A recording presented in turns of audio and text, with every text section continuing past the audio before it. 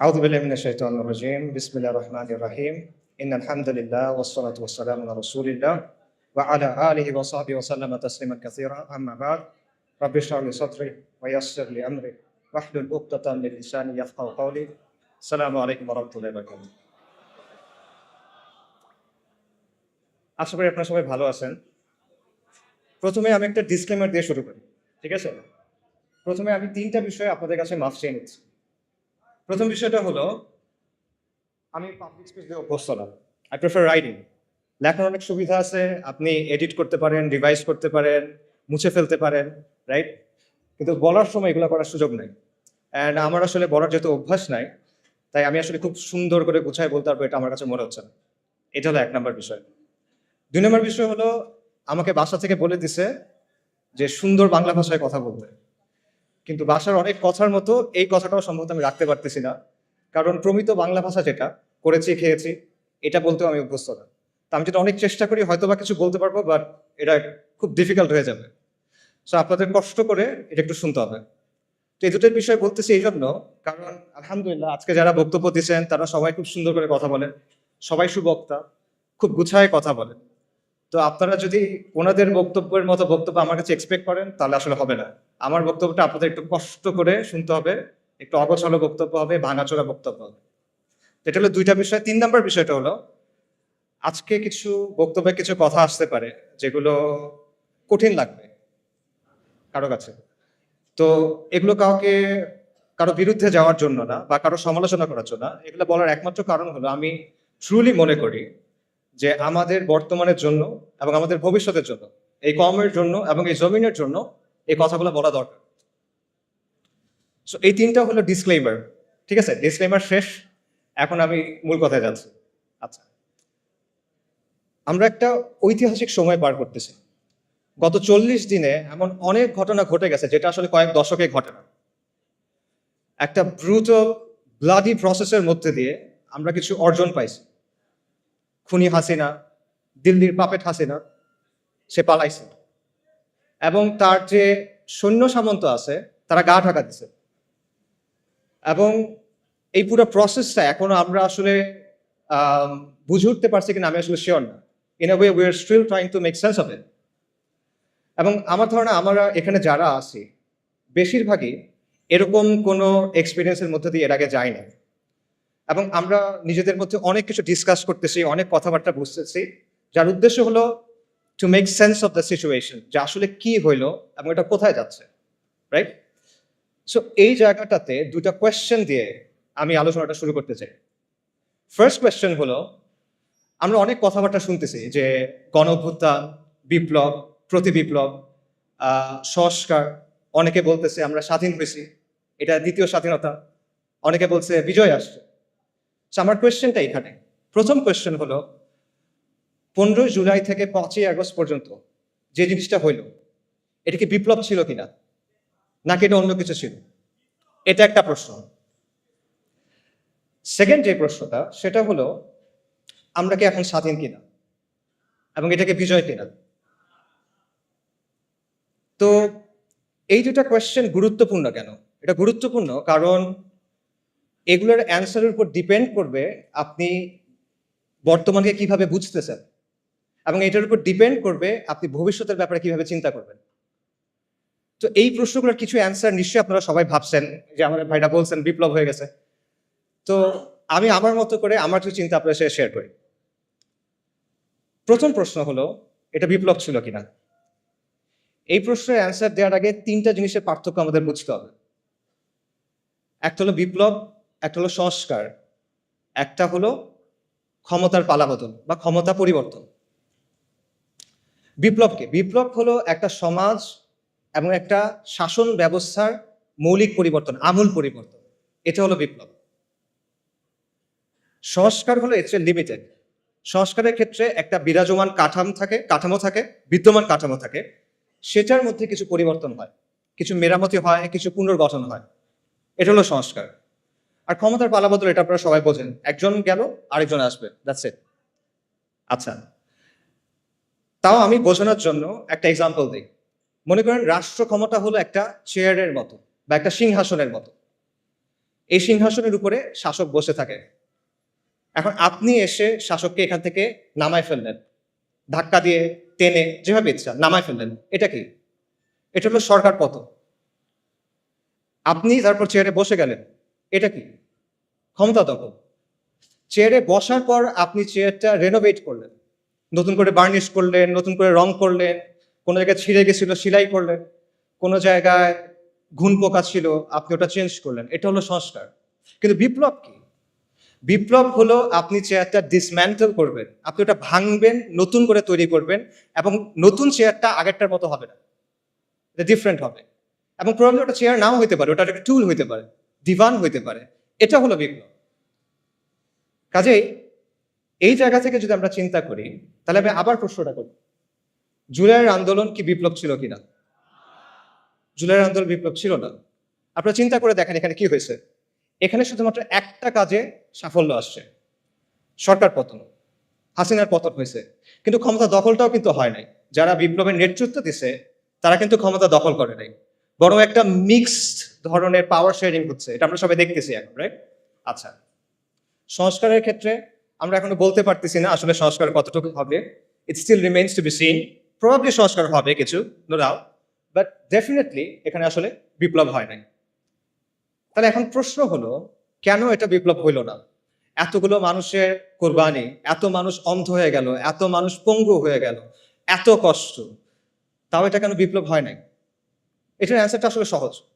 কারণ এখানে কোনো বৈপ্লবিক আদর্শ ছিল না, এখানে কোনো বৈপ্লবিক পরিকল্পনা ছিল না, এখানে কোনো এটা কোনো মতাদর্শ প্রতিষ্ঠার জন্য, কোনো আদর্শ বা আকীদা প্রতিষ্ঠার জন্য এই আন্দোলন হয় নাই। এখানে কোনো ম্যানিফেস্টো ছিল না, কোনো কিতাব ছিল না। ইনফ্যাক্ট মানুষ এখানে কোনো নেতার পিছনেও নামে নাই। ইনফ্যাক্ট এই পুরো আন্দোলনটার মজার বিষয় হলো যে মানুষ এখানে আসলে কোনো কিছুর ফরে নামে নাই। তারা এখানে নামছে বিরুদ্ধে। কিসের বিরুদ্ধে? মানুষ এখানে নামছে গণহত্যার বিরুদ্ধে, জুলুমের বিরুদ্ধে। মানুষ এখানে নামছে আবু সাইদের উপর যে গুলি চালানো হয়েছে সেটার বিরুদ্ধে। মানুষ নামছে মুগ্ধ, আসহাবুল ইয়ামিন, ফাইয়াজদের উপর পাখির মতো গুলি করার বিরুদ্ধে। মানুষ নামছে আওয়ামী মিথ্যাচারের বিরুদ্ধে। এই যে লাশের চেয়ে মেট্রো রেল বেশি দামি, এই বয়ানের বিরুদ্ধে মানুষ নামছে, আওয়ামী মিথ্যাচারের বিরুদ্ধে মানুষ নামছে, আওয়ামী জাহেলিয়াতের বিরুদ্ধে মানুষ নামছে, এবং শেখ হাসিনার বিরুদ্ধে মানুষ নামছে। কিন্তু মানুষ কোনো বৈপ্লবিক আদর্শের জন্য নামে নেই। পুরো প্রসেসটা একবার চিন্তা করে দেখেন। কোটা সংস্কার এটা কিন্তু একটা জনমানুষের ইস্যু না। মানুষের কিন্তু সমর্থন দিয়েছে অবভিয়াসলি, বাট এটার জন্য মানুষ রাস্তায় নামতো, রাইট? কিন্তু মানুষ শেষ পর্যন্ত নামলো কেন? কারণ হাসিনার লাগাম ছাড়া বক্তব্য, তার একটার পর একটা ব্লান্ডার, তার ব্রুটাল রিপ্রেশন, এসবের কারণে শেষ পর্যন্ত মানুষ চিন্তা করলো যে এবার একটা এসপারোসর হইতে হবে, শি মাস্ট গো। এভাবে আসলে একটা দেশ চলতে পারে না। এই কারণে মানুষ নামছে। এবং বেসিক্যালি শেখ হাসিনা পুরা দেশের মানুষকে তার বিরুদ্ধে আসলে ঐক্যবদ্ধ করছে। এটা ছিল এই বিপ্লবের গ্লু, মানে সরি, এই মুভমেন্টের গ্লু। এটা ছিল এই মুভমেন্টের গ্লু, কোনো আদর্শ না। এটা ছিল হাসিনার বিরুদ্ধে একটা গণবিস্ফোরণ, একটা পপুলার আপরাইজিং বেসিক্যালি, যে সহজভাবে আমি বলি। মানুষের দীর্ঘদিনের জমে থাকা যে ক্ষোভ, রাগ, এই জুলুম মানুষ সহ্য করতে আর পারতেছে না, এবং মানুষের মনে হচ্ছে যে এইভাবে আসলে আমরা থাকতে পারবো না। এই কারণে মানুষ রাস্তায় নেমে আসছে। এবং আমি এই কথাটা লিখছি এবং এটা বারবার বলি, এবং আমি এটা আসলেই বিশ্বাস করি যে এই আন্দোলনের মূল উস্কানিদাতা শেখ হাসিনা, এটার প্রধান সমন্বয়ক শেখ হাসিনা, এটার প্রধান স্থপতি শেখ হাসিনা, এটার প্রধান ইঞ্জিন বা চালিকা শক্তি শেখ হাসিনা। শেখ হাসিনাকে ছাড়া এই আন্দোলন কখনো সরকার পতনের দিকে যায় না। আপনারা চিন্তা করে দেখেন, 30শে জুলাই সে যদি সবগুলা দাবি মেনে নেয়, কি হয় তারপর? সরকার পতন হয়? হয় না সরকার পতন। তাদের ফেরত যেতে হইতো তখন। সব দাবি মেনে নিচ্ছে, এখন তুমি কি করবে? তার ফেরত যেতে হবে।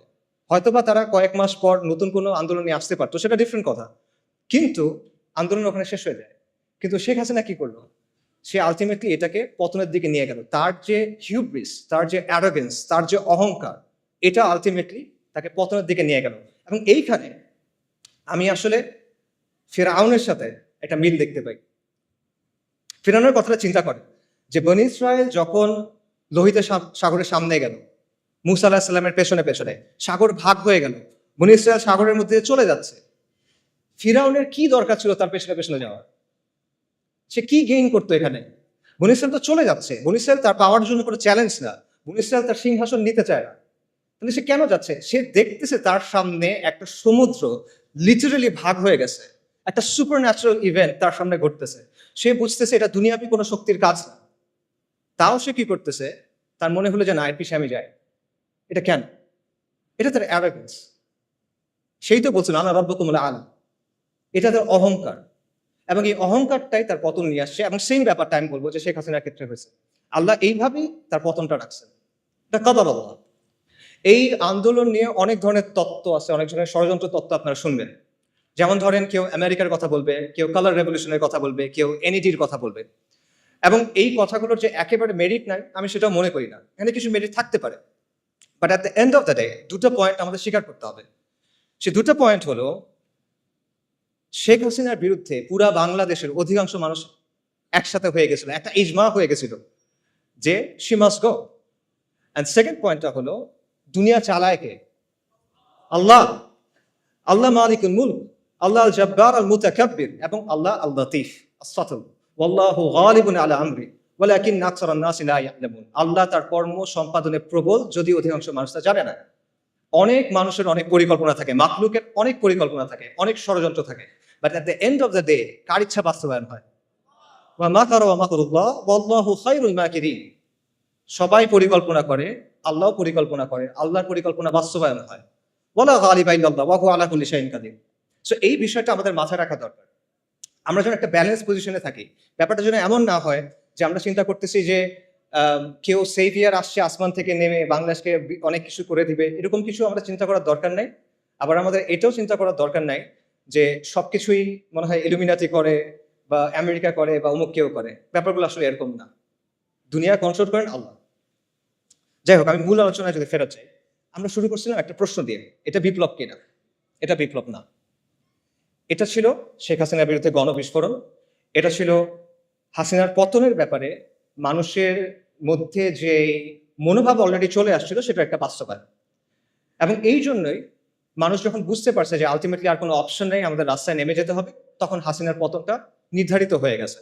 এটা হয়তো একদিন পরে হয়েছে, এক সপ্তাহ পরে হয়েছে, এটা এক বছর পরে হইতে পারতো, বাট প্রসেসটা শুরু হয়ে গেছিল। এবং একই কারণে এখন আমরা অনেক ধরনের কথা শুনতেছি যে সাহি সেকুলারিজম আসতে হবে, সাহি লিবারাল ডেমোক্রেসি আসতে হবে। এই ব্যাপারগুলো আসলে আসবে না। কেন আসবে না? কারণ মানুষ এগুলোর ব্যাপারে কেয়ার করে না। মানুষ এগুলো আসলে বোঝেও না, যারা বোঝে তারা চায়ও না। এগুলো হলো ৭২-এর সংবিধানের মতো একটা বিষয়, যেটা আপনি মানুষের গায়ের উপর রেখে চালাই দিচ্ছেন। But at the end of the day the people don't care about this things. So ultimately অনেক কথাবার্তা আমরা শুনবো, নয়া রাজনৈতিক বন্দোবস্ত, তারপর সেকুলারিজম, ভালো সেকুলারিজম, লিবারাল ডেমোক্রেসি, বাট এগুলো আসলে আসবে না। কিছু সংস্কার হয়তো আসতে পারে, কিছু সংস্কার আসতে পারে। প্রবাবলি আমরা হয়তো দেখতে পাবো যে কেউ ২ টার্মের বেশি প্রধানমন্ত্রী হবে না, এরকম কিছু হতে পারে। প্রধানমন্ত্রীর অফিস এবং প্রেসিডেন্টের অফিস একটা পাওয়ার ব্যালেন্স হয়তো আসতে পারে, এটা হতে পারে, সমস্যা নাই। বাট অনেক গ্রাউন্ড ব্রেকিং কোনো চেঞ্জ আসবে, এটা মনে করার কারণ আমি দেখি না। এটা হলো ফার্স্ট কোয়েশ্চেনের অ্যান্সার। সেকেন্ড কোয়েশ্চেন যেটা, সেটা হলো এটা কি বিজয় কিনা, এটা কি স্বাধীনতা কিনা? এই প্রশ্নের অ্যান্সারটা আসলে অলরেডি স্পষ্ট হয়ে যাওয়া উচিত। তাও এটা আসলে বিজয় না, এটা সর্বোচ্চ একটা আংশিক বিজয় আমরা বলতে পারি, বাট এটা কোনো অর্থেই, কোনো সেন্সে এটা সামগ্রিক বিজয় হইতে পারে না। এটা কেন পারে না? এটার অনেকগুলো রিজন আছে, বাট আমি কিছু রিজন একটু আগে আলোচনায় চলে আসছে, বাট আমি আরো কয়েকটা রিজন বলি। প্রথম কারণটা হলো পোস্ট কলোনিয়াল স্টেট, উত্তর ঔপনিবেশিক রাষ্ট্র, একটা কঠিন বাংলা শব্দ। এটা একটা কারণ যে এই কাঠামোটা রেখে আপনি আসলে কখনো স্বাধীন হতে পারবেন। এটা মানে কি? এটা মানে সহজভাবে বলি, এক সময় এটা ছিল আমাদের রাজত্ব। এটা আমাদের রাজত্ব ছিল। এটা পারফেক্ট ছিল না, এখানে অনেক সমস্যা ছিল, কিন্তু এটা আমাদের রাজত্ব ছিল। কিন্তু তারপর ফিরিঙ্গিরা আসছে, ব্রিটিশরা আসছে, ইউরোপিয়ানরা আসছে, এবং তারা এসে আমাদেরকে তাদের গোলাম বানাইছে, তারা এসে আমাদেরকে তাদের দাস বানাইছে, এবং তাদের একটা সিস্টেম আমাদের উপর চাপাই দিছে। এইটাই হলো কলোনিয়াল রাষ্ট্র। এবং এই কলোনিয়াল রাষ্ট্রের মূল উদ্দেশ্য হলো দুটা, একটা হলো কন্ট্রোল, একটা হলো এক্সপ্লয়টেশন, নিয়ন্ত্রণ এবং শোষণ। আর কোনো উদ্দেশ্য নেই।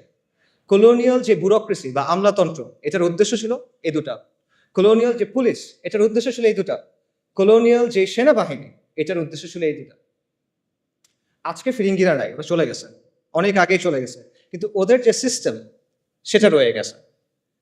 আজকে আমাদের যে ব্যুরোক্রেসি আছে, সেটা কলোনিয়াল ব্যুরোক্রেসির কন্টিনিউয়েশন, ধারাবাহিকতা। আজকে আমাদের যে পুলিশ বাহিনী আছে সেটা কলোনিয়াল পুলিশ বাহিনীর ধারাবাহিকতা, এবং উপমহাদেশের যে সেনাবাহিনীগুলো আছে এগুলো সবগুলো ব্রিটিশ ইন্ডিয়ান আর্মির ধারাবাহিকতা। এটা ভেঙেই মানে এটা থেকেই পাকিস্তান আর্মি এবং ইন্ডিয়ান আর্মি হয়েছে, এবং দেন সেখান থেকে বাংলাদেশ আর্মি হয়েছে। এগুলো হিস্টোরিক্যাল ফ্যাক্ট, কেউ ডিনাই করতে পারবে না।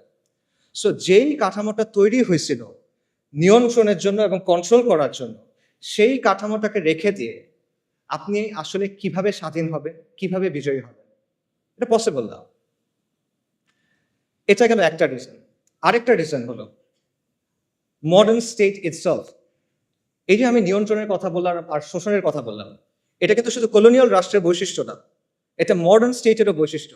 আধুনিক যে রাষ্ট্র সেটা ইনহেরেন্টলি একটা ডমিনেটিং, কন্ট্রোলিং, অথরিটেরিয়ান মেশিনারি। এটা এমন একটা যন্ত্র যার উদ্দেশ্য হলো শোষণ করা এবং নিয়ন্ত্রণ করা। এবং এটা শুধুমাত্র আমাদের মতো তৃতীয় বিশ্ব বা গ্লোবাল সাউথের দেশগুলোর জন্য না, এটা পুরো বিশ্বে। আমাদের দেশে একটা ধারণা আছে যে হাসিনার যে সেকুলারিজম ওটা ছিল দাইফ সেকুলারিজম বা মওদু সেকুলারিজম, আর আমেরিকাতে যেটা আছে বা ইংল্যান্ডে যেটা আছে বা মতান্তরে ফ্রান্সে যেটা আছে এটা হলো সাহি সেকুলারিজম। কিন্তু এই যে নিয়ন্ত্রণের ব্যাপারটা, কন্ট্রোলের ব্যাপারটা, এটা সেখানেও আছে। এটা নিয়ে অনেক একাডেমিক আলোচনা আছে, আমি সেই আলোচনায় যাব না। আমি আপনাদের একটা এক্সাম্পল দিব, যে এক্সাম্পলটা আপনারা সবাই দেখছেন। সেটা হলো কোভিডের কথা চিন্তা করে দেখেন, বিশেষ করে লকডাউন এবং ভ্যাকসিনের কথা। আচ্ছা, সেকুলারিজম এবং লিবারাল ডেমোক্রেসি আপনাকে অনেক সুন্দর সুন্দর কথা বলবে, স্বাধীনতা, অধিকার, এরকম অনেক কথা বলবে। বাট লকডাউনের সময় কি হয়েছে চিন্তা করে দেখেন তো। একদিনের মধ্যে আপনার সব অধিকার, আপনার সব স্বাধীনতা নাই, শেষ। আপনি ঘরের বাইরে যেতে পারবেন না, চাকরিতে যেতে পারবেন না, মসজিদে যেতে পারবেন না। কারো বাপ মারা গেছে, সে বাপকে দাফন করতে যেতে পারতেছে না। কারো বাচ্চা হসপিটালে, সে তার কাছে যেতে পারতেছে না। এটা কি? এটা টোটাল কন্ট্রোল আপনার জীবনের উপরে। এবং আমরা দেখছি যেখানে রাষ্ট্র যত শক্তিশালী সেখানে লকডাউন তত টাইট। আমাদের মতো দেশগুলোতে রাষ্ট্র পুরোপুরিভাবে অতটা শক্তিশালী না, যে কারণে আমরা কিছুটা মুভমেন্টের সুযোগ পাইছি। কিন্তু আপনি যদি ওয়েস্টের দিকে তাকান, দেখবেন সেখানে এক্সট্রিমলি টাইট ভাবে লকডাউনগুলো এনফোর্স করা হয়েছে। তো এই যে লকডাউন, এটা কিন্তু আপনি দেখেন, এটা আপনার সমস্ত অধিকার, স্বাধীনতাকে নিয়ন্ত্রণে নিয়ে ফেলা হলো। এটা একটা রিপ্রেশন, এটা একটা কর্তৃত্ববাদ, এবং এটা সেকুলার ডেমোক্রেসিগুলাই করতেছে। এবং এর মধ্যেও আমরা দেখছি যে দুটা অংশ হয়ে গেছে, যে সাধারণ মানুষ লকডাউনের মধ্যে বাসায় বসে আছে, পাগল হয়ে যাচ্ছে, সর্বশান্ত হয়ে যাচ্ছে। অন্যদিকে এলিট যারা, তারা পার্টি করে বেড়াচ্ছে, এরকম খবর আসে, ওবামারা পার্টি করে বেড়াচ্ছে, ওদিকে মানুষজন মেন্টাল হেল্পলাইনে ফোন করতে করতে এই হয়ে যাচ্ছে, শহীদ হয়ে যাইতেছে, এরকম একটা অবস্থা। আচ্ছা, এরপর দেখেন লকডাউনের পর কি আসলো? ভ্যাকসিন। ভ্যাকসিন না নিলে আপনি দুনিয়াতে অচল, আপনার ভ্যাকসিন নিতেই হবে। আপনার শরীরের মধ্যে আপনি একটা আনটেস্টেড এক্সপেরিমেন্টাল ড্রাগ নেবেন, এখানে আপনার কোনো সে নাই। আপনাকে বেসিক্যালি কোয়ার্স করা হলো এটা নেওয়ার জন্য, নইলে আপনি হজও যেতে পারবেন না, এরকম একটা অবস্থা, তাই না? তো এর যে টোটাল কন্ট্রোল আর কি হইতে পারে? এটা কোনো মেটাফরিক্যাল কন্ট্রোল না, এটা কোনো রূপক কন্ট্রোল না, এটা রিয়েল কন্ট্রোল। আপনার চলাফেরাকে কন্ট্রোল করতেছে, আপনার শরীরের মধ্যে আপনি কি দিবেন সেটাকে কন্ট্রোল করতেছে। এবং এই সব কিছু কে করতেছে? সেকুলার রাষ্ট্র। যে সেকুলার রাষ্ট্র সাপোজিটলি আপনাকে কি দেয়? স্বাধীনতার অধিকার দেয়। এটা হলো তার অবস্থা। আধুনিক রাষ্ট্রের যে তত্ত্ব, এটার অন্যতম জনক বলা হয় থমাস হবসকে, ব্রিটিশ ফিলোসফার। থমাস হবস রাষ্ট্রকে কল্পনা করছিল লেভায়াথান হিসেবে। লেভায়াথান মানে কি? লেভায়াথান হলো একটা পৌরাণিক জীব, একটা মিথোলজিক্যাল, একটা মিথিক্যাল ক্রিচার। বাইবেলে এটার কথা আছে।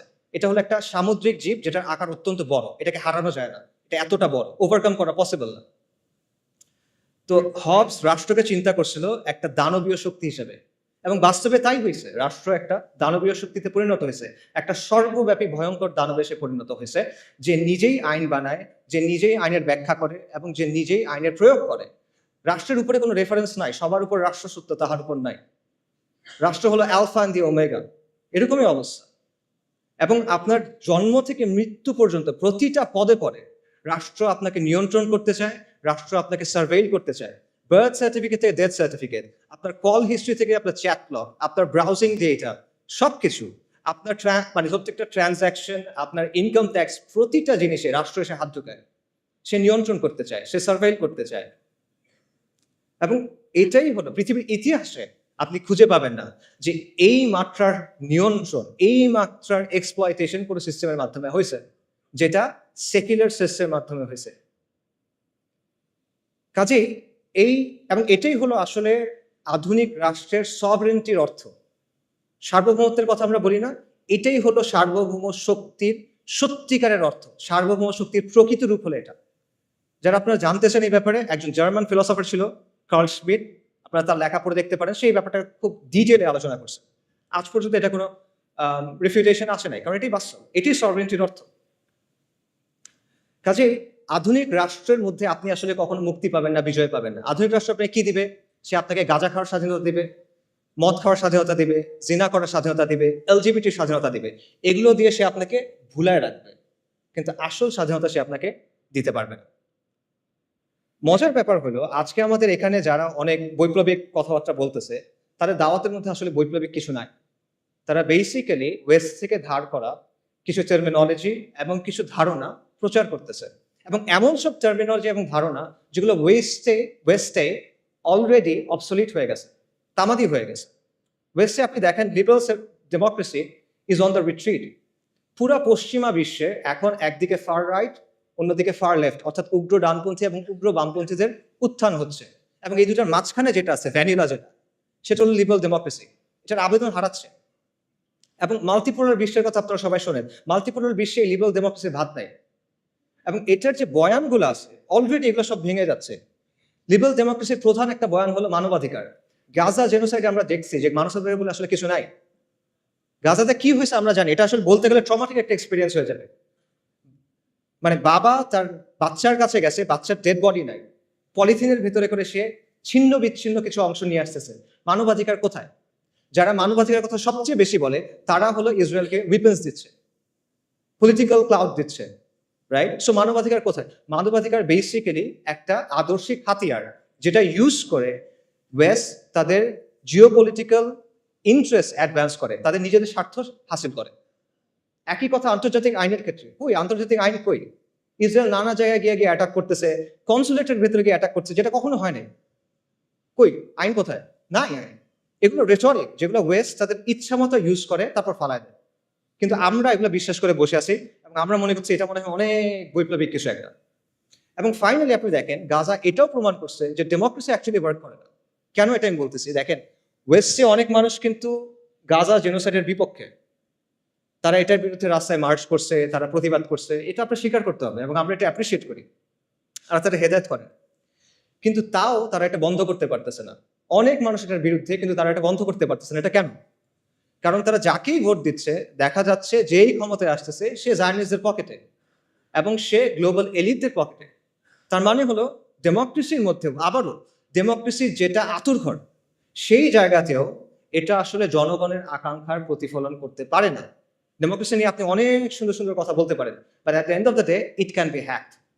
It can be hack very easy, যেটা আমরা দেখতেছি। কাজেই এত কিছুর পরও যারা ওই মানধাত্তা আমলের লিবারাল ডেমোক্রেসির কথা বলতেছে অনেক বৈপ্লবিক বয়ান হিসেবে, তারা আসলে ওয়ার্ল্ডের ট্রেন্ডটা বুঝতেছে না হয়তো, এবং তারা একটা ডেট এক্সপায়ার্ড মাল বিক্রি করার চেষ্টা করতেছে। তারা বিপ্লবের কথা বলতেছে, বাট তারা পশ্চিমা প্যারাডাইম থেকে বের হইতে পারতেছে না। তাদের মধ্যে পশ্চিমা আদর্শ নিয়ে এক ধরনের ফিক্সেশন আছে, তাদের মধ্যে পশ্চিমা থিওরি নিয়ে এক ধরনের ফেটিশিজম আছে। পশ্চিম যেটা বলছে ওটাই সহি, পশ্চিম যেটা বলছে ওটাই সমাধান, অল্প স্বল্প কিছু চেঞ্জ করতে হবে। Liberal democracy with Bangla characteristics, এটা হলে হয়ে যাবে। এই হলো তাদের প্রস্তাবনা। তো এগুলো করে আসলে আলটিমেটলি কোনো সমাধান হবে না। সো আমরা যদি আগের কথায় ফেরত যাই, এটা কি বিজয় ছিল কিনা, এটা মুক্তি ছিল কিনা? না, এটা ছিল না। যদি সহি সেকুলারিজম বা সহি লিবারাল ডেমোক্রেসি আসে, যেটা আসবে না, যদি আসে তাও সেটা বিজয় এবং মুক্তি হবে না। তাহলে মুক্তি কিসে? বাস্তবতা হলো আমাদের মুক্তি এবং পুরো বিশ্বের মুক্তি হলো ইসলামের মধ্যে। এটা আমি রেটরিক্যালি বলতেছি না, আমি ট্রুলি এটা বিশ্বাস করি। এটা ইসলামের মধ্যে আল্লাহর গোলামি মেনে নেওয়ার মধ্যেই হলো সৃষ্টির মুক্তি। কথাটা অনেকটা প্যারাডক্সিক্যাল লাগতে পারে যে গোলামির মধ্যে মুক্তি কিভাবে, কিন্তু এটাই বাস্তবতা। এটা 100% একটা লজিক্যাল কথা। কেন লজিক্যাল কথা? কারণ হলো দুনিয়ার বাস্তবতা হলো দুনিয়াতে আসলে সত্যিকার অর্থে কোনো ফ্রিডম নাই। এখানে অ্যাবসলিউট কোনো ফ্রিডম হয় না। প্রত্যেকটা ব্যবস্থায় আপনার কারো না কারো আনুগত্য স্বীকার করে নিতে হয়, আপনার কিছু না কিছুর উপর ঈমান আনতে হয়, কোনো না কোনো বিষয়কে আপনার ধ্রুব সত্য হিসেবে স্বীকার করতে হয়। এটা থেকে আপনি বের হইতে পারবেন না। ভ্যালু নিউট্রাল কোনো সিস্টেম হয় না, নিরপেক্ষ কোনো সিস্টেম হয় না। প্রত্যেকটা সিস্টেমের মধ্যে একটা না একটা রব থাকে যেটাকে মেনে নিতে হয়। এবং অ্যাবসলিউট আমরা মানে এর কথা বলা হয়, ফ্রিডম অফ স্পিচের কথা বলে, অ্যাবসলিউট ফ্রিডম অফ স্পিচ বলে কিছু নাই, অ্যাবসলিউট স্বাধীনতা বলে কোনো কিছু নাই। প্রত্যেকটা স্বাধীনতা হলো একটা বাউন্ডারির মধ্যে দেয়া স্বাধীনতা। দাবা খেলার সময় চিন্তা করেন, যখন আপনি কেউ যদি দাবা খেলে, সে দাবা খেলার নিয়ম মেনে যে কোনো চাল দিতে পারে, কিন্তু নিয়ম সে চেঞ্জ করতে পারে না। নিয়মটা মেনে তাকে খেলার টেবিলে বসতে হয়। সেম জিনিস, যে কোনো সিস্টেমে ওই সিস্টেমের নিয়ম মেনে আপনি স্বাধীন, কিন্তু এই নিয়মগুলো আপনি চ্যালেঞ্জ করতে পারবেন। কাজে প্রকৃত অর্থে আসলে কোনো স্বাধীনতা নাই। মানুষ প্রত্যেকটা সিস্টেমে কারো না কারো সামনে সাজদা করে। আমরা করতেছি না, আধুনিক মানুষ করতেছে না। আধুনিকতা আপনাকে রাষ্ট্রের গোলাম বানাইছে, আপনাকে মুক্ত বাজারের গোলাম বানাইছে, আপনাকে নফসের গোলাম বানাইছে। কাজে ইসলাম ছাড়া বাকি যা কিছু আছে সবকিছু হলো গায়রুল্লাহর গোলামি করা, আর ইসলাম হলো আল্লাহর গোলামি করা। তা আপনি কার গোলামি করবেন? আপনি মানুষের গোলামি করবেন, মাখলুকের গোলামি করবেন, তাকে আপনি আল্লাহর গোলামি করবেন। কাজে সত্যিকারের মুক্তি হলো গায়রুল্লাহর ইবাদত থেকে বের হয়ে এসে এক আল্লাহর দাসত্ব মেনে নেওয়া। যখন আপনি এটা করবেন, তখন আমরা মানুষ হিসেবে আমাদের যে কসমিক রোল, আমাদের যে মহাজাগতিক ভূমিকা আল্লাহ আমাদের জন্য ঠিক করে দিয়েছেন খলিফা হিসেবে, তখন সেটা আমরা পালন করতে পারবো। তখন আমরা পুরো সৃষ্টির সাথে হারমোনিতে আসতে পারবো। আধুনিকতা প্রকৃতিকে ডমিনেট করতে চায়, কন্ট্রোল করতে চায়, এটা করতে গিয়ে সে ক্লাইমেট ক্যাটাস্ট্রফি করে ফেলছে। কিন্তু আপনি যখন আল্লাহর দাসত্ব মেনে নেবেন, তখন আপনি এটার সাথে হারমোনিতে আসতে পারবেন। এখানেই আপনি প্রকৃত মুক্তি পাবেন। এটা ছাড়া সত্যিকার অর্থে কোনো স্বাধীনতা নাই। আপনার জিডিপি যত হোক, আপনার যতগুলো মেট্রো রেল থাকুক, আপনার যত মাথা পিছু যত ইচ্ছা হোক, আপনার রাস্তা যত সুন্দর হোক, মুক্তি নেই। কমফোর্ট আছে, মুক্তি নেই। তো এখানে আরেকটা কোয়েশ্চেন আছে, সেটা হলো ইসলাম কিভাবে? আমি যদি বলি যে আলটিমেটলি মুক্তি হলো ইসলামে, তাহলে প্রশ্ন আসবে ইসলাম কিভাবে?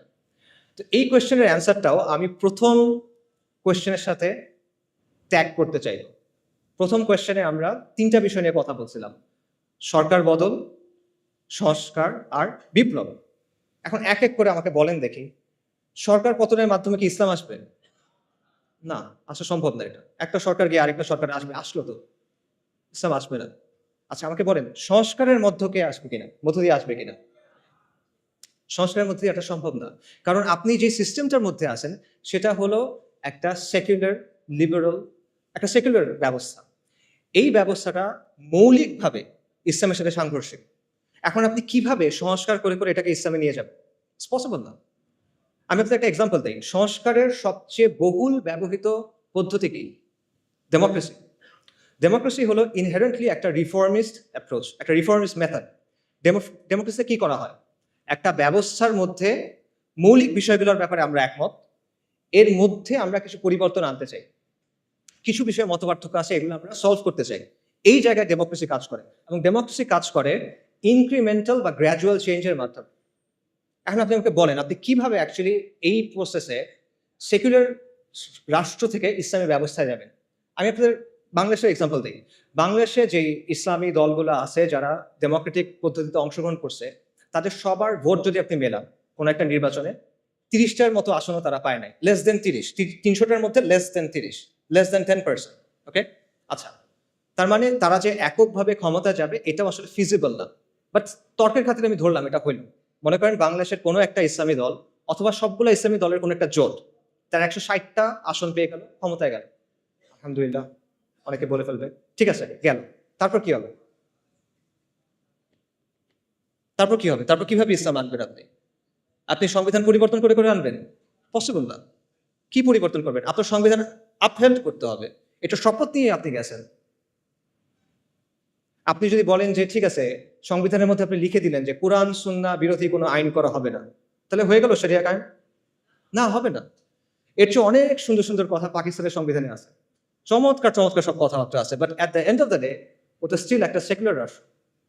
কাজে সংস্কারের মাধ্যমে আপনি জিনিসটা করতে পারবেন না। এবং দেখেন, এই যে আমরা যে আলোচনাগুলো শুনতেছি বিপ্লব গণঅভ্যুত্থান নিয়ে, ওখানে কিন্তু এই কথাগুলো আসতেছে যে গণ অভ্যুত্থানের বৈধতা আপনি সংবিধান থেকে পাবেন না, গণঅভ্যুত্থান করতে হলে সংবিধানের বাইরে গিয়ে করতে হবে। এই কথাগুলো আসতেছে না?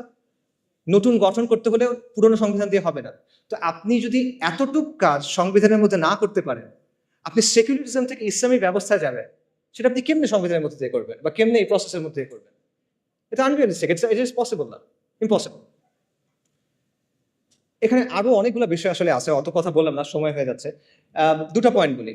আপনি দেখেন মিশরে, আলজেরিয়াতে ইসলামিস্টরা ক্ষমতায় আসছিল, কিন্তু ডিপ স্টেট তাদের বিরুদ্ধে কু করছে, তাদেরকে সরাই দিয়েছে। তিউনিসিয়াতে সেম জিনিস হয়েছে, কিন্তু তিউনিসিয়াতে যারা ক্ষমতায় আসছিল তারা ইসলামিস্ট ছিল না, তারা ছিল সাবেক ইসলামিস্ট যারা পরবর্তীতে লিবারাল ডেমোক্রেট হয়েছে, তাদেরকেও কু করে সরাই দিয়েছে। এবং এই ব্যবস্থায় যারা গেছে তারা নিজেরা চেঞ্জ হয়ে গেছে। 1980-র দশকে অনেকগুলো মুসলিম দেশের ইসলামী মুভমেন্টগুলো অনেক তর্ক বিতর্কর পর একটা সিদ্ধান্ত নিয়েছিল যে ঠিক আছে, আমরা ইসলাম কায়েমের জন্য ডেমোক্রেটিক পদ্ধতি ইউজ করব। এটার উদ্দেশ্য কি? আমরা ক্ষমতায় যাব, তারপর আমরা ধীরে ধীরে ইসলাম কায়েম করার চেষ্টা করব। ভালো উদ্দেশ্য। তারপর কি হয়েছে? 40 বছর পর হয়েছে যে আমরা দেখতেছি যে তারা নিজেরা এখন আর ইসলামী রাষ্ট্রের কথাই বলে না। এদের অনেকেই, সবাই না, অনেকেই। এরা এখন কি বলে? এখন তারা বলে কল্যাণ রাষ্ট্রের কথা, ওয়েলফেয়ার স্টেট, প্লুরালিজমের কথা। এরা এখন বলে যে লিবারাল ডেমোক্রেসির কথা। অর্থাৎ তারা সিস্টেমে ঢুকছিল সিস্টেমটা চেঞ্জ করার জন্য, সিস্টেমের জায়গায় আছে, তারা চেঞ্জ হয়ে গেছে। এটা হলো অবস্থা। তো সংস্কারের মধ্য দিয়ে আসলে এইভাবে এই পরিবর্তন সম্ভব না। বাস্তবতা হলো, আপনি যদি সেকুলার ব্যবস্থা থেকে যে ট্রান্সফরমেশনটা প্রয়োজন ইসলামী ব্যবস্থায় যাওয়ার জন্য, সেটার জন্য প্রয়োজন বৈপ্লবিক পরিবর্তন এবং রেভলিউশনারি মিনস। এটাই বাস্তবতা। এবং এটা শুধুমাত্র ইসলামের ক্ষেত্রে প্রযোজ্য না, এটা যে কোনো ব্যবস্থার ক্ষেত্রে প্রযোজ্য। যখন পৃথিবীতে রাজতন্ত্রের বদলে রিপাবলিক আসলো, তখন সেটা বৈপ্লবের মাধ্যমে আসছে, বৈপ্লবিক পদ্ধতির মাধ্যমে আসছে, এবং এটা একটা ঐতিহাসিকভাবে প্রমাণিত সত্য। এটা এমন একটা কনক্লুশন যেটা অ্যাভয়েড করা সম্ভব না। আপনি ধাপে ধাপে চিন্তা করেন। আপনি যদি মুসলিম হন, আপনাকে শরিয়া চাইতে হবে, নন নেগোশিয়েবল। কেউ মুসলিম, সে শরিয়া চায় না, এটা পসিবল না, এটা কুফর। কেউ যদি মনে করে ইসলামের চেয়ে ওই জিনিসটা বেটার, কেউ যদি মনে করে ইসলামের চেয়ে ওই জিনিসটা অগ্রাধিকার পাওয়ার মতো, কেউ যদি মনে করে দুটো সমান, এটা কুফর আকবর। অর্থাৎ যদি মুসলিম হয় তাকে শরিয়া চাইতে হবে। আর সেকুলার ব্যবস্থা মৌলিকভাবে ইসলামী ব্যবস্থার সাথে সাংঘর্ষিক, এই দুটা কো এক্সিস্ট করতে পারে না। একটা আরেকটাকে ডমিনেট করার চেষ্টা করবে, সেটা হবে না। আচ্ছা, এবং আমরা দেখতেছি যে সেকুলার ব্যবস্থাকে সংস্কারের মাধ্যমে চেঞ্জ করে করে আপনি আলটিমেটলি ইসলামী ব্যবস্থায় যেতে পারতেছেন না। তাহলে অপশন কি বাকি থাকে আপনার? বৈপ্লবিক পরিবর্তন ছাড়া আপনার আর কোনো অপশন বাকি থাকে না। কিন্তু বৈপ্লবিক পরিবর্তন নিয়েও আসলে আমাদের মধ্যে অনেক ভুল ধারণা আছে। বাস্তবতা হলো যে আমাদের চিন্তা ভাবনাগুলো আসলে বেশিরভাগ সময় খুব রেটরিক ভিত্তিক। আমরা ঢালাও কথাবার্তা বলি, আমরা অনেক আবেগ কথাবার্তা বলি, আমরা অনেক জজবার কথা বলি, কিন্তু আমরা দলিল, আদিল্লা, রিয়ালিটির অ্যানালিসিস, লজিক এগুলোর দিকে তাকাই না। আমরা অনেক সময় চিন্তা করি যে বিপ্লব মনে হয় একটা ওভারনাইট ব্যাপার, রাতারাতি হয়ে যাবে। অথবা আমরা মনে করি যে আমি যা করতেছি করতে থাকবো, একদিন দাগ দিবে কেউ একজন, বিপ্লব হয়ে যাবে। ব্যাপারগুলো এরকম না আসলে। এখানে কিছু ম্যাটেরিয়াল কন্ডিশনস আছে, অথবা আপনি বলতে পারেন যে এখানে কিছু আসবাবের দুনিয়ার কিছু শর্ত আছে যেটা আপনার পূরণ করতে হবে। সেটা পূরণ না করলে আপনি এটা পারবেন না। একটা এক্সাম্পল দেয়, পানি কখন ফুটে? পানির বয়লিং পয়েন্ট কত? 100°C। এটা কি মুমিনের জন্য একরকম, কাফেরের জন্য আরেক রকম? না, এটা সবার জন্য সেম। কেন সে? আল্লাহ দুনিয়ার নিজাম, আল্লাহ ঠিক করে দিচ্ছেন এভাবে, সবার জন্য এটা সেম। তো সমাজ এবং রাষ্ট্রের মধ্যেও এরকম কিছু ম্যাটেরিয়াল কন্ডিশনস আছে যেটা আপনার পূরণ করতে হবে। এই জিনিসটা আপনি আবেগ বা জজবা দিয়ে আমরা হকের উপর আছি জাস্ট এই বিষয়টা দিয়ে আপনি বাইপাস করতে পারবেন না। এই রিকোয়ারমেন্ট আপনাকে ফুলফিল করে আসতে হবে। হ্যাঁ, এমন হইতে পারে যে কাফেরদের জন্য যে রিকোয়ারমেন্ট, সেখানে আমাদের কিছু অ্যাডিশনাল রিকোয়ারমেন্ট থাকতে পারে। যেমন আমাদের ইমানি, আমলি, শারঈ, আকাইদি কিছু রিকোয়ারমেন্টস থাকবে, যেটা একটা কমিউনিস্টের থাকবে না। কিন্তু ম্যাটেরিয়াল রিকোয়ারমেন্ট সেম, এটা আপনার লাগবে। তো এটা বাইপাস করে আপনি আসলে বৈপ্লবিক পরিবর্তনের দিকে যেতে পারবেন। এটা না করে আপনি যদি শুধু বলেন যে আমার ইমান আছে, আমার অনেক জজবা আছে, আমরা তো হকের উপর আছি, এভাবে আর হবে না। এটা তাওয়াক্কুলের ভুল বুঝ। বাস্তবতা হলো বৈপ্লবিক পরিবর্তন একটা লম্বা, জটিল, রুক্ষ প্রক্রিয়া, কঠিন একটা প্রক্রিয়া। এর মধ্যে নানা ধরনের জটিলতা আছে এবং এটার মধ্যে মাল্টি স্টেজ আছে, মানে মাল্টিপল স্টেজেস আছে, একাধিক স্টেজ আছে। ব্যাপারটা এভাবে চিন্তা করেন, মনে করেন আপনি কালকে আম খাইতে চান, আপনি আজকে গাছ লাগালেন, এটা হবে? হবে না। আপনি কালকে আম খাইতে চান, আপনি আজকে গাছ লাগালেন, হবে না, কালকে তো ফল আসবে না। একটা লম্বা প্রসেসের মধ্যে দিয়ে যাওয়ার পর ফল আসবে। তো আপনি ওভারনাইট এটা চাইতে পারেন না যে আমি আজকে গাছ লাগাবো, কালকে ফল আসবে, হয় না। আচ্ছা, আরেকটা জিনিস চিন্তা করেন, মনে করেন আপনার প্রতিবেশী, তার বাসায় জামের গাছ আছে এবং তার বাসার গাছে জাম ধরছে, সে জাম পাড়তেছে। কারণ আপনি তার কাছে গিয়ে বললেন, আমাকে আমসত্ত্ব বানিয়ে দাও, আমাকে আমের শরবত বানিয়ে দাও, ম্যাঙ্গো স্মুদি দাও। এটা হয়? It doesn't work like that. যে বীজ বুনছে ফসল তার, যেই বীজ বোনা হয়েছে ওটাই আসবে। আম গাছে তো জাম হবে না। একটা সেকুলার আন্দোলন হয়েছে, সেকুলারদের নেতৃত্বে একটা আন্দোলন হয়েছে, অথবা একটা ইস্যু ভিত্তিক আন্দোলন হয়েছে, আন্দোলন শেষ হয়ে গেছে, এখন আপনি তার কাছে গিয়ে বললেন যে আমাকে খিলাফা দাও, শরিয়া দাও। Doesn't work like that. সে কেন আপনাকে দিবে? আপনি কে? তার কষ্টের পরিশ্রম সে আপনাকে কেন দিবে? আর সে যদি দেয়ও, ধরেন সে দিল, সে যেটা দিবে ওটাকে ওই জিনিস যেটা আপনি চাচ্ছেন না, সেটা জাম, আপনি আম চাচ্ছেন, রাইট? সেটা আসলে হয় না। সো এই বিষয়গুলো আমাদের বোঝা দরকার। তাহলে করণীয় আসলে কি? আমি এখানেও আবার এক্সাম্পলে ফেরত চাই। একজন ভালো কৃষক কি করে? একজন ভালো কৃষক প্রথমে জমিটাকে তৈরি করে, আগাছাগুলো দূর করে, লাঙল দেয়, তারপর সে বীজ বুনে, তারপর সে আস্তে আস্তে এটাকে বড় করে, সার দেয়, পানি দেয়, কীটনাশক দেয়। তারপরে ফল আসবে কিনা এটা নিশ্চিত না, কিন্তু নানা কারণে ফল না আসতে পারে, পোকায় খেয়ে ফেলতে পারে, মরক ধরতে পারে, অনেক কিছু হতে পারে। এখানে একটা মানে একাধিক স্টেজ আছে। এই রেভলিউশনারি চেঞ্জের ক্ষেত্রে এই ব্যাপারটা আছে, এখানে একাধিক স্টেজ আছে। এবং এর মধ্যে প্রথম স্টেজ যেটা, লাঙল দেওয়ার যে স্টেজ, সেটা হলো একটা প্রজন্ম তৈরি করা, সমাজের মধ্যে শরিয়ার পিপাসা তৈরি করা, সমাজের কাছে এটাকে একটা ভায়াবল অপশন হিসেবে নিয়ে আসা। এবং এটা 2-5 বছরের কাজ না, এটা একটা ডেকেডস লং প্রজেক্ট, এটা আপনি বাইপাস করতে পারবেন না। এবং এটা কিন্তু একটা স্টেজ, এরপরে আরো স্টেজ আছে। আপনি লাঙল দিচ্ছেন শুধু, এরপর বীজ বুনতে হবে, গাছটা আস্তে আস্তে বড় করতে হবে, সার দিতে হবে, এটসেট্রা এটসেট্রা। তো এটা একটা মাল্টি স্টেজ প্রসেস এবং একটা লং টার্ম প্রসেস। এই বিষয়টা আমাদের বোঝা দরকার। এটা রাতারাতি অর্জন করার কিছু না। এবং কেবল জজবা দিয়ে, কেউ রেটরিক দিয়ে, জেনেরিক কিছু কথা বলে, গরম গরম স্লোগান দিয়ে বা ভক্তি দিয়ে, আমি অমুককে অনুসরণ করি, উনি বলছেন তারা এটা ঠিক, এভাবে এই জিনিসটা হবে না। দুনিয়া এভাবে চলে না। তো এই ধরনের পরিবর্তন নিয়ে আসলে আরো অনেক কথা বলার সুযোগ আছে, বাট ওইদিকে আর না যাই, সময় যেহেতু নাই। আমি যেটা বলবো সেটা হলো যে আপনি সংস্কারের পথ বেছে নেবেন না বৈপ্লবিক পরিবর্তনের পথ, এটা আপনার ডিসিশন, এটা আমি আপনাকে বলে দিব না। আমি শুধু আপনাকে এইটুকু বলবো যে ডিসিশনটা ভেবে চিনতে নেন, বুঝে শুনে নেন, এবং সৎ হন নিজের সাথে এবং অন্যের সাথেও সৎ হন। ধরেন কেউ মনে করলো যে আসলে সংস্কারের পদ্ধতি নিতে হবে, কারণ বাংলাদেশের যে জিওপলিটিক্যাল লোকেশন, আমাদের সমাজের যে অবস্থা, আমাদের প্রতিবেশী দেশ, এরকম অনেকগুলো বিষয় আছে যার কারণে এখানে আসলে বৈপ্লবিক পরিবর্তন সম্ভব না। এটা করতে গেলে লাভের চেয়ে ক্ষতি বেশি হবে। তাই আমি যেটা করব, আমি অল্প স্বল্প ভালোর জন্য চেষ্টা করব, সংস্কারের কিছু চেষ্টা করব। আমার উদ্দেশ্য হবে মুসলিমদের স্বার্থ সংরক্ষণ করা, আমার উদ্দেশ্য হবে আমর বিল মারুফ নাহি আনিল মুনকার। ঠিক আছে, এটা একটা ভায়াবল পজিশন হয়তো হইতে পারে। আপনি এই পজিশন যদি নেন, তাহলে আপনার দায়িত্ব হলো নিজের কাছে স্বীকার করা এবং মানুষের কাছে বলা যে এটা আমার পদ্ধতি, এই পদ্ধতিতে ইসলাম আসবে না, এটা আপনার বলতে হবে। আপনি সংস্কারের পদ্ধতি নেবেন, কিন্তু আপনি বলবেন যে আমি বিপ্লব করতেছি, এটা হলে হবে না। আপনি এমন কোনো প্রতিশ্রুতি দিবেন না যেটা আপনি ডেলিভার করতে পারবেন না। Don't promise something that you can deliver, right? এটা ধোঁকাবাজি, পিওর ধোঁকাবাজি। এই জিনিসটা করে না। আপনি বলেন যে না আমি পারবো, আমি এতটুকু জানি ভাই, আমি এতটুকু করছি, আই ক্যান রেসপেক্ট দ্যাট, কিন্তু যেটা নাই ওটা বলে লাভ নেই। একইভাবে আপনি যদি বৈপ্লবিক পথ নেন, তাহলে রেটোরিক্যাল আলাপ, ভক্তির আলাপ, এই জিনিসপত্রগুলো ছেড়ে দিয়ে আপনি প্র্যাকটিক্যাল রিয়েলিস্টিক আলাপে আসেন। আপনি মেটেরিয়াল কন্ডিশনগুলো নিয়ে চিন্তা করেন, ঠিক আছে? এবং এইসব চিন্তা বাদ দেন যে মনে করেন হঠাৎ কোনো একটা ঘটনা ঘটবে, হঠাৎ ডাক আসবে, আর আমরা সবাই রাস্তায় নেমে যাবো, ইনকিলাব ইনকিলাব, ইন্তিফাদা ইন্তিফাদা। না, এটা একটা লম্বা প্রসেস, যেটা আমি আগে বলতেছিলাম। কাজে মোট কথা হলো যে সংস্কার বা বিপ্লব আপনি যেই পথে নেন, it's your choice, no problem. বা বুঝে শুনে নেন, নিজের অবস্থানের ব্যাপারে সৎ হন, ধোঁকাবাজি করেন না, মানুষের সাথে না, নিজের সাথে না, তরুণদের সাথে না। এটা অনেক বড় একটা দায়। এই দায় নিয়ে আপনি আলোর সামনে দাঁড়াতে চান না আসলে।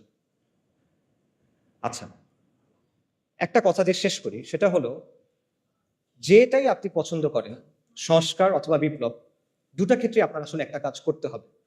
যদি আপনি চান আগামীর বাংলাদেশে ইসলাম শক্তিশালী হোক, তাহলে আপনি যে তরিকায় নেন, আপনার একটা কাজ করতেই হবে, এটা না করলে হবে না।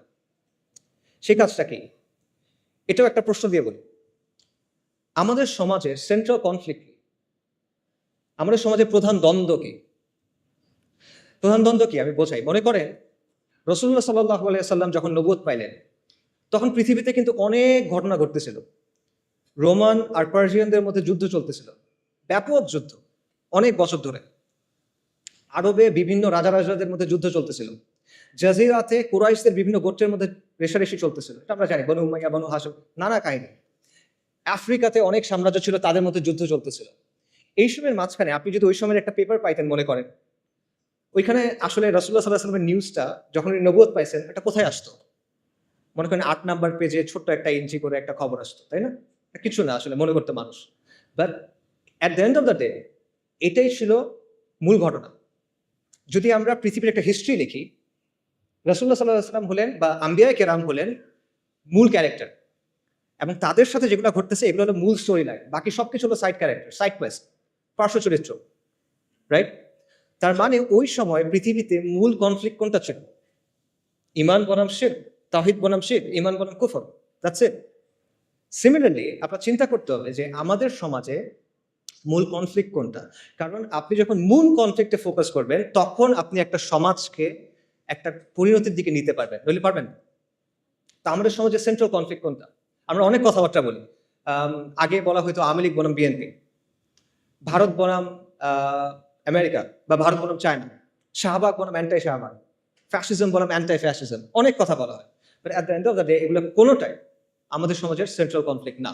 এগুলো যদি সলভ হয়ে যায়, তাও আপনি বিজয় পাচ্ছেন না, মুক্তি পাচ্ছেন না, যেটার কথা আমরা বললাম। মনে করেন প্রো ইন্ডিয়া গভর্নমেন্ট চলে গিয়ে একটা প্রো আমেরিকান গভর্নমেন্ট আসলো, সমাধান হয়েছে? মনে করেন ফ্যাসিস্ট গভর্নমেন্ট চলে গিয়ে একটা অ্যান্টাই ফ্যাসিস্ট গভর্নমেন্ট আসলো, সমাধান হয়েছে? মনে করেন কালকে থেকে শাহবাগ নাই বাংলাদেশে, সমাধান হবে? পাকিস্তানে তো শাহবাগ নাই, পাকিস্তানে তো শান্তি নিকেতনই এই সেকুলাররা নাই, কিন্তু সেখানেও তো লিবারেল সেকুলার এই সমাজটা নিয়ন্ত্রণ করে। বাংলাদেশের আগে পাকিস্তানে ট্রান্সজেন্ডার আইন পাস হয়ে গেছে, কিভাবে? সেখানে তো শাহবাগই নাই। সো শাহবাগই ভ্যানিশ করে দেন, আপনার সমস্যার সমাধান হচ্ছে না। সমাধান হলো মূল কনফ্লিক্টের জায়গাটা, এবং মূল কনফ্লিক্টটা হলো ইসলাম বনাম সেকুলারিজমের দ্বন্দ্ব, আল্লাহর আইন বনাম গায়রুল্লাহর আইনের দ্বন্দ্ব, আল্লাহর শরিয়া বনাম মানুষের শরিয়ার দ্বন্দ্ব, ইসলাম বনাম মানুষের বানানো তন্ত্র মন্ত্রের দ্বন্দ্ব। এটাই হলো মূল কনফ্লিক্ট। আল্লাহ আযজা ওয়া জাল্লা কোরআনে কি বলছেন? সব আম্বিয়ায়ে কিরামকে কোন দাওয়াত দিয়ে পাঠানো হয়েছে? নবী রাসূলকে কোন দাওয়াত দিয়ে পাঠানো হয়েছে? আল্লাহ আযজা ওয়া জাল্লা বলছেন, ওয়ালাকাদ বাআসনা ফি কুল্লি উম্মাতির রাসূলান আন ইবুদুল্লাহা ওয়াজতানিবুত তাগুত।